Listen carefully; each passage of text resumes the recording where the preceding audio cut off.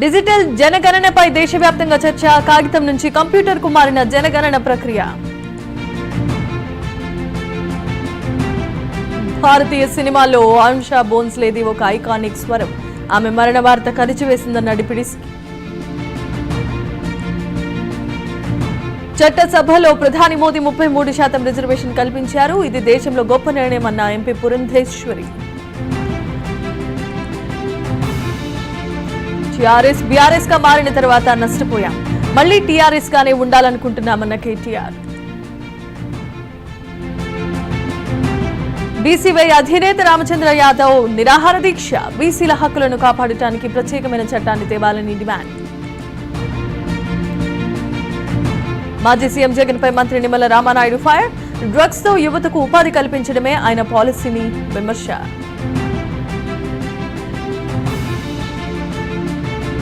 నంద్యాల జిల్లా బనగానపల్లిలో మంత్రి జనార్దన్ రెడ్డి పర్యటన. పలు అభివృద్ధి పనులకు భూమి పూజ చేసిన మంత్రి. అన్నమయ్య జిల్లా రాయచోటిలో చెక్కుల పంపిణీ. సీఎంఆర్ఎఫ్ చెక్కులను పంపిణీ చేసిన మంత్రి మండిపల్లి.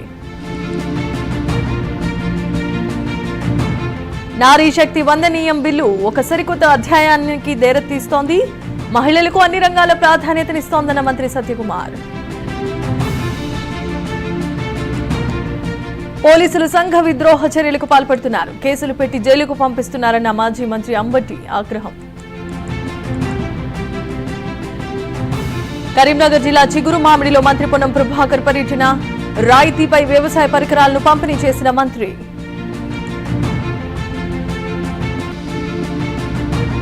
బీఆర్ఎస్ తో బీజేపీ పొత్తు ప్రసక్తే లేదన్న ఎంపీ అరవింద్. లాభాల్లో ఉన్న తెలంగాణను కేసీఆర్ నష్టాల్లోనికి నెట్టాడని ఆరోపణ.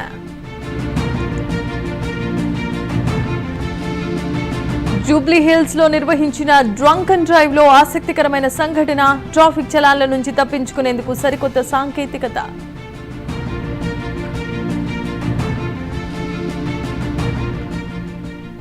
పటాన్ చెరు వ్యవసాయ మార్కెట్ కమిటీ పదవీ ప్రమాణ స్వీకారం. హాజరైన మంత్రులు దామోదర రాజనరసింహ, వివేక వెంకటస్వామి.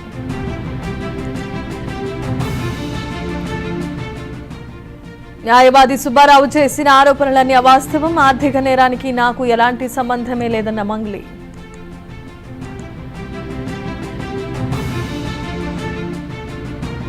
కృష్ణా జిల్లా నాగాయలంకలో ఆధ్యాత్మిక శోభ.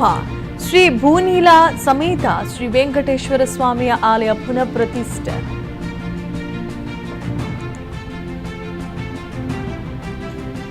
అల్లూరు జిల్లాలో మత్స్యగేడలో విషాదం. చేపల వేటకు వెళ్లి 3 బాలుల మృతి.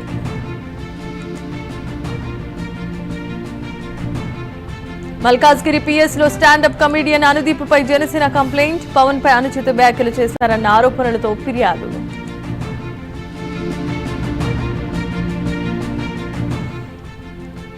మంచిర్యాల కన్నెపల్లిలో కొత్త పోలీస్ స్టేషన్ ప్రారంభించిన ఎమ్మెల్యే గడ్డం వినోద్, డీజీపీ శివధర్ రెడ్డి.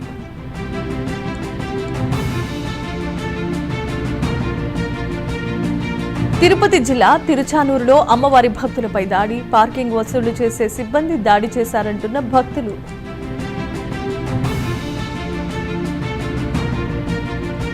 ప్రకాశం జిల్లా ధర్మవరం ఆర్ఎంపీ హత్య కేసు విచారణ వేగవంతం.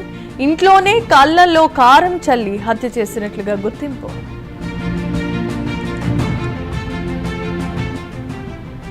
పార్వతీపురం మన్యం జిల్లా తాడికొండలో నీటి కష్టాలు. తాగునీటి కోసం 2 కిలోమీటర్ల ప్రయాణం చేయాల్సిన పరిస్థితి.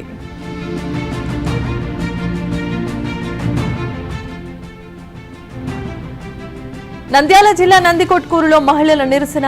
6 రోజులుగా నీరు రావటం లేదని ఆందోళన. తెలంగాణ ఇంటర్ ఫలితాల్లో ఓ వింత రిజల్ట్. టోటల్ మార్కుల దగ్గర 3110 అని ప్రింట్ అయిన వాయినం.